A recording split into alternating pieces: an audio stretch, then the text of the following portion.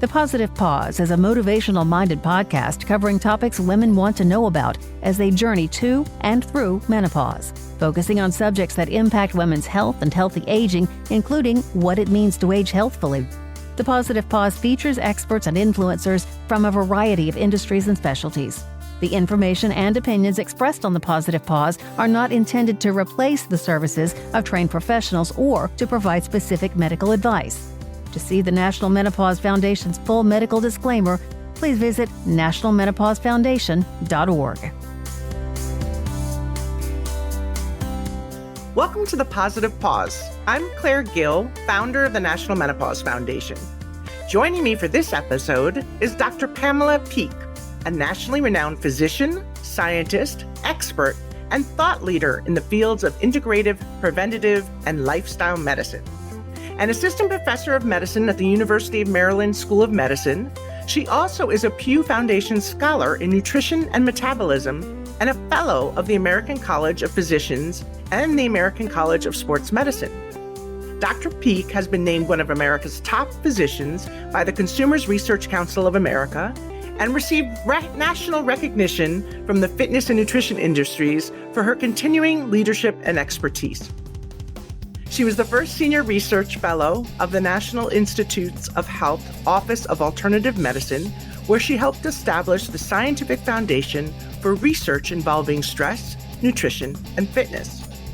As a lifestyle expert for WebMD's 90 million members, Dr. Peeke has established a multimedia educational platform that includes podcasts, videos, and community exchanges. She is a regular medical commentator for national networks and outlets, including ABC, NBC, CNN, and Fox News, as well as a blogger for HuffPost, U.S. News & World Report, and Prevention Magazine. Dr. Peeke is also an acclaimed TEDx and keynote speaker in the areas of integrative and preventative medicine, and founded the Peeke Performance Center for Healthy Living, which guides men and women in their quest to optimize their quality of life and longevity. Thank you so much for joining me today, Dr. Peeke. Oh, I'm so looking forward to this discussion. Great to see you and hear you, Claire. Yeah, I'm really looking forward to this too. Obviously, the intro I gave for this podcast really only provides a highlight from your amazing career. You've been a pioneer in advancing alternative medicine and establishing the foundation for really rigorous scientific study of the connection between stress and nutrition and fitness. But I'm curious about your early career and what inspired you to pursue more study on this link between nutrition, fitness, and medicine. Well, that's such a great question. And again, I'm so happy to be here to message so much of this with you, Claire. My undergraduate and graduate degrees were at the University of California at Berkeley. Instead of just racing off to medical school after my baccalaureate in cellular biology, I had this wild, idea that I wanted to learn more about the world, as it were. And so I pursued my master's in public health and public policy so I can kind of wrap my head around, what is all this about? It's not just anatomy classes. All that we do within medicine and healthcare has to fit into an integrative approach to living. Right. So that's why my brain has always functioned in a holistic and integrative way. Hey, look, I spent all those years at Berkeley. After a few visits to the Berkeley Co-op, if you're not holistic and integrative, just get out of there already. So I was immersed in this culture of always looking at human beings and our lives in a more holistic, integrative way. That being said, I've always been an athlete. I've always loved nature. I'm a crazy hiker. And, at the end of the day, I've always appreciated early sports science and how physical activity really benefited health in general. At the same time, so does nutrition.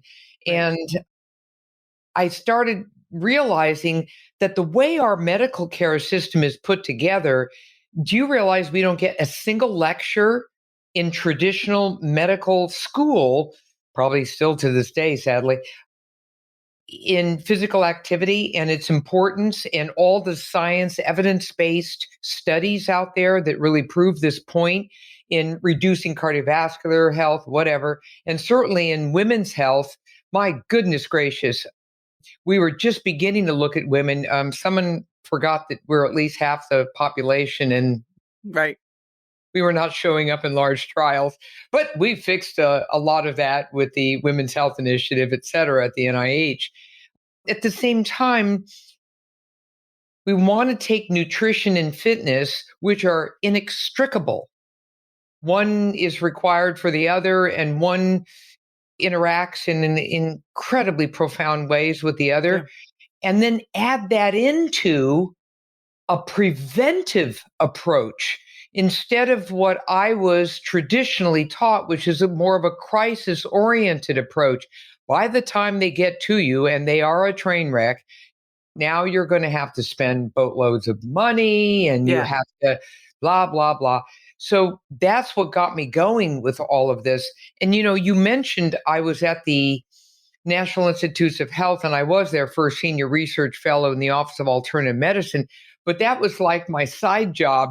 I was actually a straight scientist in the National Institute of Child Health Human Development. Okay. And I was doing high-level work with stress hormone. And it was through sheer serendipity that I met the first director of the Office of Alternative Medicine. And he just jumped on me in about 5 seconds saying, would you mind spending some time helping us over there?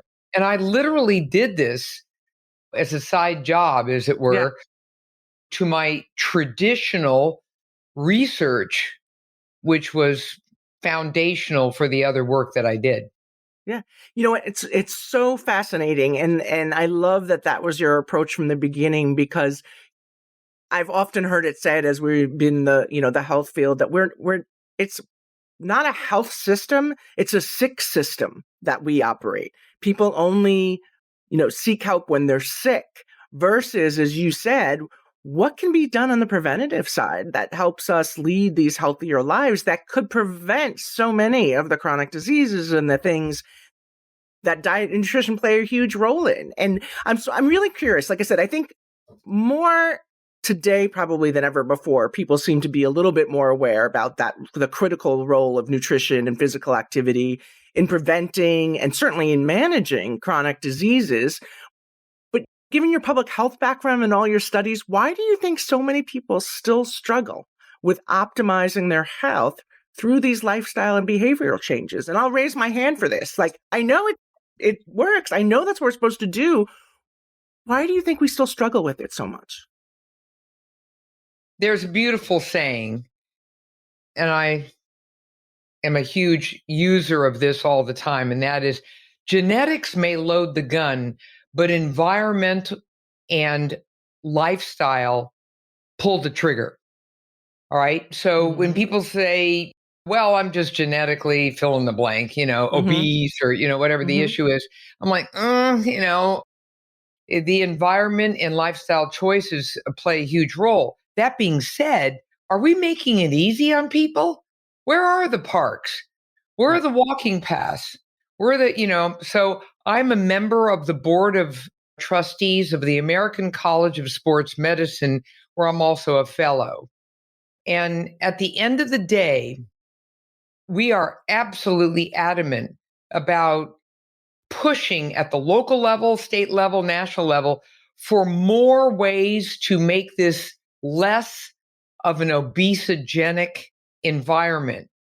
We don't make it easy oftentimes to be able to find great food. Instead, on every corner, there's more greasy fast food that's just junk. Or there's convenience stores with more junk. And then we have how many opportunities to be able to get up during the day and move around. And what incentive do we have to do that anyway when we've got remotes for everything? What we've actually done is, I'm sure this was obviously not done malevolently or something, but we ended up with a mess. And what we need to do is step back now and look at low-hanging fruit, simple changes, steps that we can take in our communities everywhere to be able to make physical activity. Notice I don't use the E word. I don't say exercise. I'm going to Right. leave that for, I'm a senior Olympic triathlete. I'm on their foundation board. We're a bunch of freakoids. And so I don't even talk to people like that. It's like, you know what to do. Shut up. Right. Yeah. Whereas for the other 99% of people out there, we need to be able to make this fun, engaging, purposeful. We need to really understand why this is so important so it doesn't sound like another damn health lecture in high Right. school where everybody just sort of, does the eye roll and prays that the damn class is over. Yes. Well, that's so interesting too. Like you said, I think the conveniences that we've created within society, some have been helpful, but then, as you said, then we've sort of kind of like threw the baby out with the bathwater, right? We took away all the good things that were necessary for us to live healthy lives in this pursuit of faster, more efficient, all of these kinds of things. And then, Well, as you said, we did bad things, and that yeah, is we took away recess. yeah, We took away, so many of the after school fun things that we used to do when we were yep, growing up that were all free, yep, like, hey, let's all get together and, do the softball thing and whatever. And we took it away. And the only people now who can do most of that are people with money who can pay to join all of that. So when you brought up prevention, where does it start? From womb all right. the way through. What are we doing with our children? That's where you want to really prevent it. Hmm. If a child becomes obese, right, and they continue with their obesity into teenagehood, the likelihood of that child becoming obese and struggling with this for life is through the wall. Wow. Okay, it is absolutely going to happen. It's almost 100% guaranteed.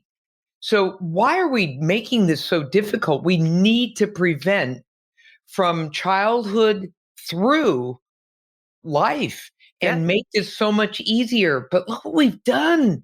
Yep. Now, kids, instead of paying attention to PE class, their faces are in devices. Right. Right.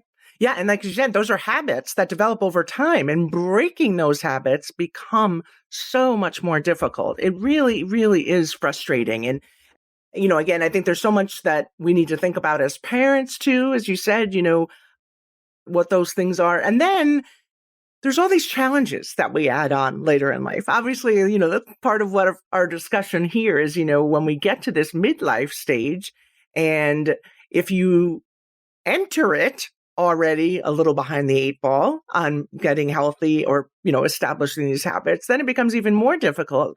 And then you compound that with, oh, now we've got all of these symptoms that we're experiencing that make us more tired or cause all of these hot flashes and things like that, that it becomes more and more difficult then for women at midlife to make those necessary changes. Which But is why sorry, go ahead. I want to lay down that foundation right now.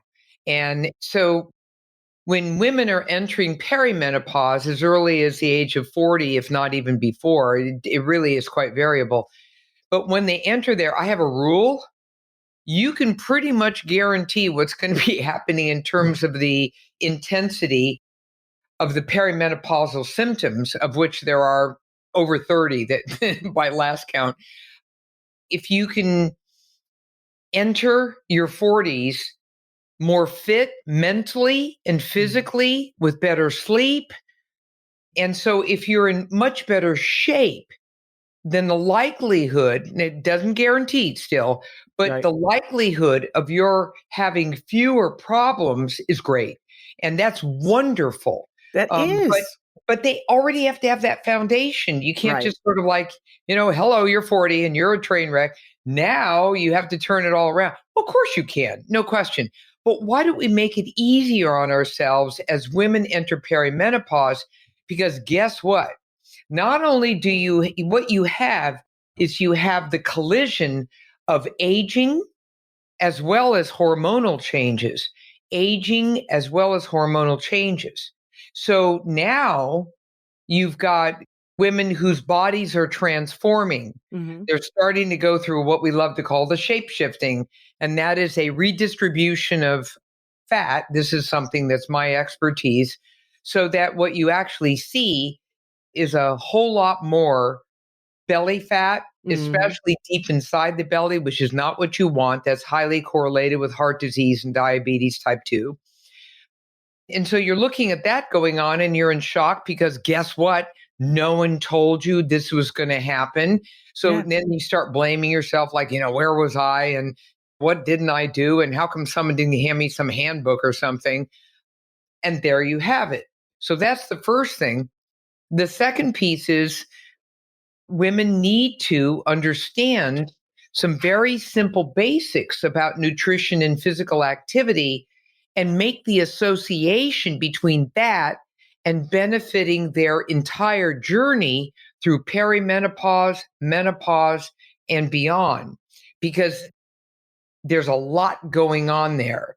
And Yeah. women only today are beginning to understand what's going on. I just saw a survey the other day that most women have no idea if they're in perimenopause or what the perimenopause symptoms are. They're just totally confused. They're like, Yeah. I There's don't no know, I education got about a it. little brain fog. Right. They have no idea. And obviously, you're menopause if you no longer have a menstrual cycle. And then postmenopause is sort of self explanatory. But perimenopause is hairy because That's that right. little hummer can go on for 10 years, or it could just sort of hit you at 45 and you're over with it in 7. Hmm. It's just a wild time. And it's also filled, and this is new research, it's also filled with tons of anxiety. Women think they're losing their mind. Like, Yeah. I thought I was kind of calm and I don't know. I thought all my yoga and Pilates classes were kind of hitting home here. And then anxiety starts erupting in women. That is the harbinger of the bigger changes that will be taking place with their hormonal fluxes.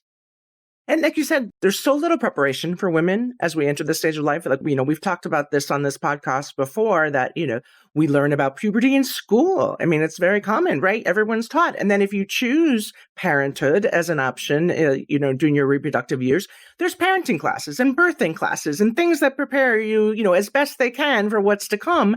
And then for the last stage of life, as we transition through the menopausal journey, there is nothing. No one knows what comes, and that's obviously why we're here and what we're more and more companies and organizations are coming onto the scene to help women navigate this journey. And that's really, really important. And as you said, unless we have that foundation, it becomes more and more difficult. But as we talk about like the technological advances and the things that happen that have been maybe detrimental to our health as we were trying to lay those foundations, there are some benefits. One of the other things we didn't cover when we were talking about your intro was you've done a lot of consulting work in both the private and public sectors, and you've explored the opportunities that exist at the intersection of business and policy and health science, which I think is so fascinating.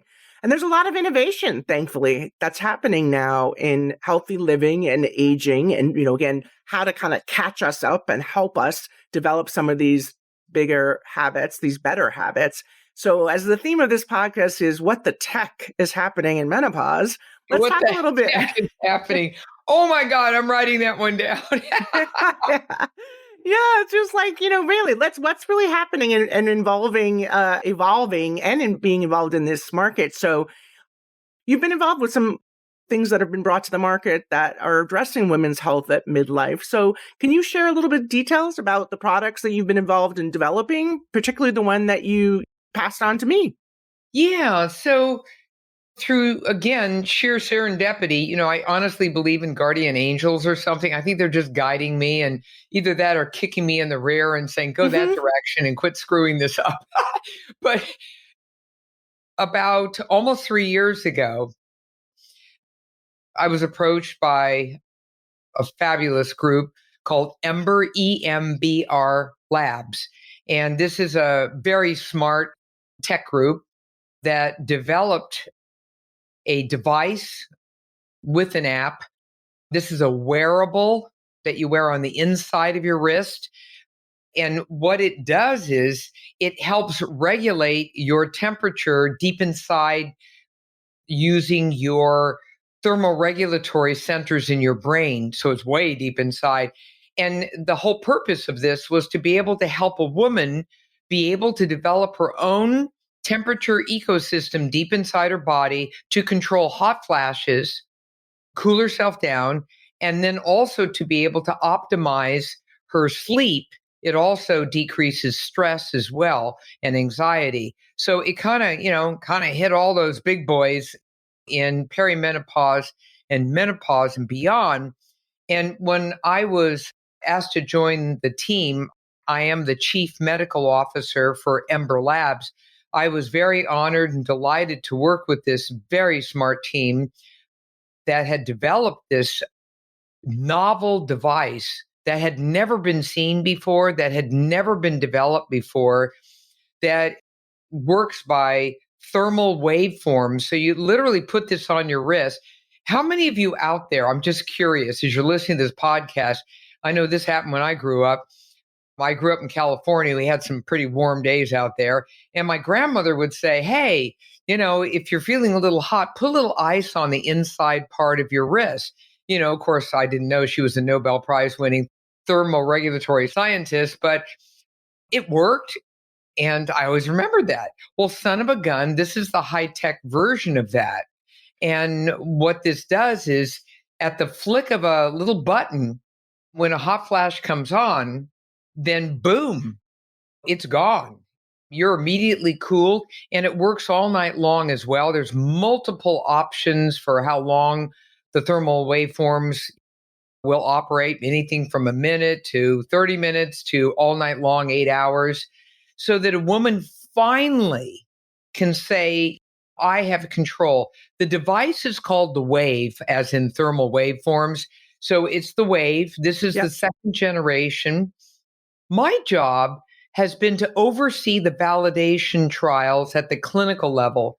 So we have partnered with unbelievably amazing universities, everyone from Harvard, Mass General, to Stanford University, to the Mayo Clinic.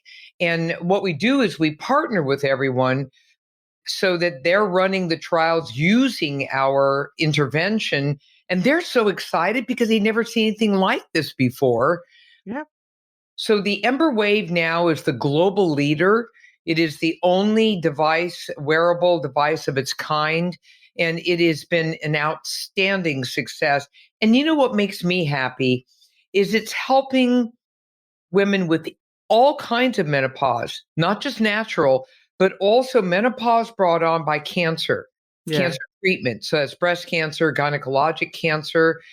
And a little sidebar, I also ran a huge trial with prostate cancer, and because men are thrown into menopause, and it was an outstanding success and was already presented at the American Society of Clinical Oncology.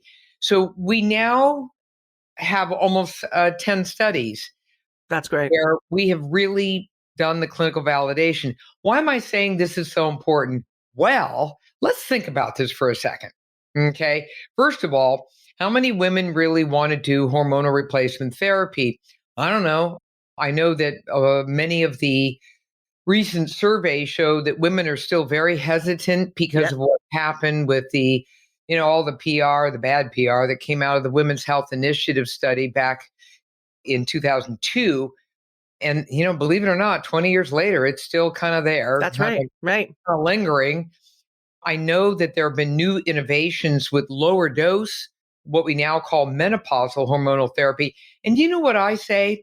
I think that now that more doctors, not enough yet, wagging my little finger, but more doctors are now menopause certified providers.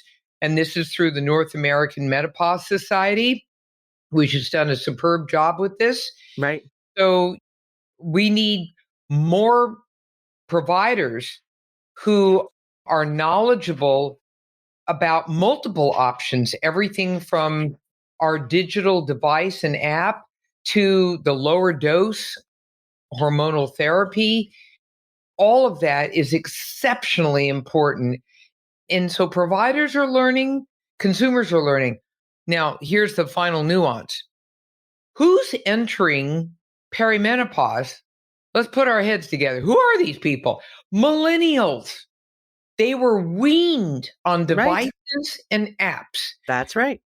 So they're not going to go from just sort of like mindlessly picking up an RX and doing what the next Right. person does. They're going to be like, well, wait a minute now. Number one, I want something unique and customized to me. Number two, I was weaned on devices and apps. I'm not going to go just from zero to medication. You need to explain all this stuff to me, and I'm going to experiment with things that might work better for me. Yep. So this is a different generation than say 20 years ago where, Absolutely. does that make Yeah. sense, Claire? It absolutely does. And I mean, obviously it makes sense because we actually are on a podcast about menopause that didn't exist. Now there are many of them, and again, that we're paying attention. I think, honestly, as you said, it's a generational thing. It's how we grew up and what we were taught, and then the curiosity we had to kind of seek out additional knowledge. So you're right. There has to be these technological solutions that meet the consumer where they are. And as you said, this is a great opportunity to help women do something about the symptoms of menopause in a way that they're comfortable with. Like you said, there's a lot of people seeking out and in the whole alternative medicine that you talked about and all of your science work on that. Such interest in that, everything from acupuncture to supplements to meditation, all of those things that weren't really provided as an option before. You either took hormones or you didn't. And now we know so much more. So again, this is just such a fascinating new tool that's available for women. And obviously, we'll have information about all of the things that we're talking about here in the notes with this podcast, because I think it's really important for women to do their research and check out what's available and see what tool will help them. And as again, you were kind enough to send me the Ember Wave to check it out. And it really is amazing and fascinating. And there's so many others, like you said, there are uses for it too, even for women who may be not experiencing hot flashes. But we all have those moments where you're just kind of overwhelmed a little bit and you just could use a little cooling, bring the temperature down just a little bit. And so I found that was really interesting where like you said, I just push a button and all of a sudden I have this cooling sensation that's just literally bringing down my temperature in a situation that's not even related to maybe for a me, specific hot flash. I don't know about you, but I oftentimes trend cold. Most women are, they get a little cold. So you walk into one of these godforsaken conference rooms Yes. where, oh my gosh, Right. just kill me now. Like, who turned on the AC? I want to kill them.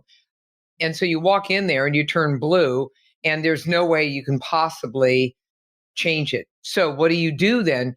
It's fairly straightforward. What you do is you just, with the flick of a button, you now turn it into the warming mode. Right. And Right. I warm up very quickly and Yeah. I feel so much more comfortable. This happens on airplanes. So Yeah. I'll do the same thing. So I use it personally for cooling and warming in general. Yeah. Because it just it's basically what we love to call thermal comfort. But, we have 6,000 women every single day in the United States who are entering menopause. Mm-hmm. And these people are just stumbling around, desperate to find something that will help them. And then I revert back to the cancer treatment groups. Here we have a huge unmet need because hormonal therapy is out of the question. That's right. And so I know for a fact, because I've talked to so many oncologists, desperate to find any kind of option other than the traditional, which is a whole heap of prescriptions for sleep, anxiety, depression. I mean, these women are already on plenty of things. Well, the last thing they want are a mountain of RXs that have their own side effects, complicating their lives even further. So we're finishing up a really wonderful study at the Mayo Clinic with breast cancer patients. I just actually met with the team this morning, and it's just going swimmingly. And I can tell you the providers there who are my investigators, my colleagues Hmm. there, are just thrilled to be able to offer women something other than that pile of medications Yeah. and with all of its problems. So the Ember Wave now is the global leader. We're now entering the United Kingdom and we'll be expanding beyond there because we are desperate to be able to help women everywhere with this brand new technology. Yeah. And that's again, that's like thing. There's the exciting part of, the evolution of science and health are these technological advances, right? That how do we use it for good? I think we're all, like I said, I think about even like getting onto the podcast thing, and then there's always some kind of technology problem. And I'm always saying, technology is not our friend. Yet there are these options where technology really is our friend. So it's really wonderful that these options are available to women. I'm curious though, as you think about it, and I mean, we could talk about this forever, but I'm really curious about how do you think technology will continue to evolve and help us, achieve that optimal health? Do you think there's going to be this consistent, evolution and innovation that we can expect in the coming years? Oh, I don't think there's any question. I think it's going to explode. For instance, just to give you an example, we're going to be looking at all kinds of great innovation with the current device and app. It's going to absolutely explode. We're going to have an opportunity to be able to do a research roadmap there with development that will just enhance and expand what we're doing today. So just within Ember Labs, Yeah. the Wave device is going to go through tremendous changes. And what I'm also seeing is that there are more and more apps out there Yeah. without an intervention. They don't have an intervention. We have both. So we have a way in our app for women to be able to learn about the experience, customize for Yeah. themselves, and pick up some content so that they can really kind of do that. There are some providers out there now of these apps which are really looking at kind of menopause 101 Yeah. and getting into it. So some women just need some more information, but we kind of have both. I see a lot more of those informational, educational apps popping up out there. And quite frankly, within this entire domain of technology, I see a lot of aggregation Mm. of technology. So you have a really superb technology for sleep alone Yeah. that gives you unbelievable metrics. Well, what about now partnering with what we do with menopause Right. and back and Right. forth? I also see that big companies, these are consumer product companies, are really beginning to venture into this. You see this all the time. There is Yeah. a Yeah. like L'Oreal, is looking at AI, Right. artificial intelligence, and, like, what are they doing that for? Because many of these companies are doing this because it's the way of the future, it's the way to enhance the experience, but they're also at the same time pivoting to the perimenopausal, menopausal woman so that no longer will you see the same recommendation for, say, for instance, skin for a 50-year-old. In the past, you've seen, well, yeah, just use what you've been using. It's Right. probably Right. okay. Yeah, but there's a thing called menopausal skin, just saying. And we have some excellent science substantiating this. So why aren't we being more customized about everything? So I That's think right. technology is here to stay. It'll only be enhanced. We're learning from customers. We're learning from providers and also from businesses. So businesses that are really interested in workplace wellness, Mm-hmm. so Mm-hmm. you look at women suffering. Here they are, ironically, at the height of their career, at the age of 50, in their 50s, Mm-hmm. and they have so much on their plate to be able to achieve the great performance that they're doing professionally in whatever they do. And then there they are at a board meeting breaking out into a hot sweat. I mean, That's like, right. go It- figure, right? And right. there's some statistics out there that show a lot of women are so distressed, they leave the workplace. That's right. And that's ridiculous. That It should is. never happen. We're losing this incredible talent out there. So this is why easy, straightforward technology that women can utilize as an intervention as well as education is absolutely paramount. Yeah, it's about time. Like you said, I mean, it's great that it's here, but really it's about time. And we think about the generations before us who didn't have that. And, we said as women, we make do, we push through, we deal with whatever it is. But I think we're really at a time now where women are sort of saying that we shouldn't have to do that, right? We should be able to apply all of these great new learnings and things that are happening and make things a little bit easier for us. So I'm glad that's coming to fruition. I have a question for you. So as, again, because you're in this space so much more than everyone else and all of us, but, are there some go-to resources, like if women want to learn more, stay on top of what's happening in technology and healthcare and stuff like that? What are some resources that you would direct them to where they can kind of find that information or kind of stay on top of it? Are there good? I think that's an excellent question, Claire. Technology, as everyone is now aware, changes every, nanosecond. Mm-hmm. So it's not like, here's your, library book and, knock yourself out. No, that thing is already so outdated. The moment it's published, it's outdated. So the best way to do this is through the internet. Mm. And one of the things you could do is put femtech, femtech health. Just use those search words and then simply have your Google search give you a daily download, and you'll be able to see for yourself what's been going on. It's kind of a cool term, femtech. It is, right. It's better than, other words that also associate with it, which is digital therapeutics. It's starting to get a little hairy. So health tech, femtech, those kinds of search words, so important. Or you could also put at the same time, menopause health tech. Okay. Menopause That's great. tech. Right. That type of thing. And I get a download every single morning, and it works like a charm. And there are also some other things you could, if you have to pay for, that give you really updated, but that's more for business. Yeah, right.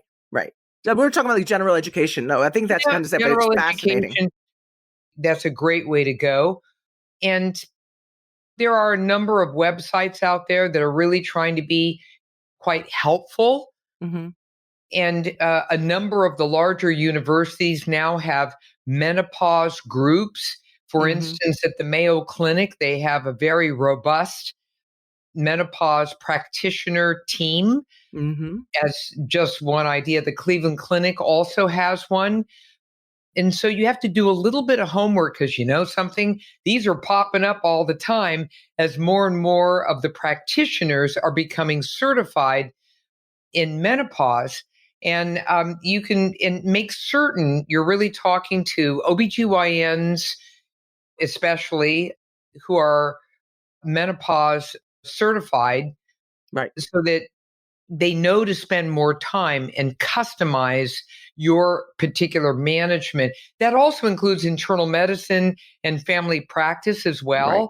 I'm certainly not excluding them. I'm just saying the OBGYNs are sort of the center. Yeah. And then, I think you said, it's finding those experts, and there's more concierge services available now, again, for the people who can afford it. But as you said, the North American Menopause Society has a fantastic directory that people can start with. And then, we're working on a checklist of menopause symptoms that you and other members of our medical advisory committee are going to be helping us with. And that's really important too, so that women, no matter where they are and what providers are available in their area, they'll have the knowledge and ability to be able to take this checklist with them and say to their, healthcare provider, look, these are the things I'm experiencing, and being able to start that conversation, which is super important. I love this conversation. As I said, we're going to have to do this again and talk more about all the other aspects. We didn't even get to some of your coaching expertise and things like that. I think is going to be super important. But Again, I really am encouraging women to take a look at what's available in that FEM tech. As we said, that's FEM tech.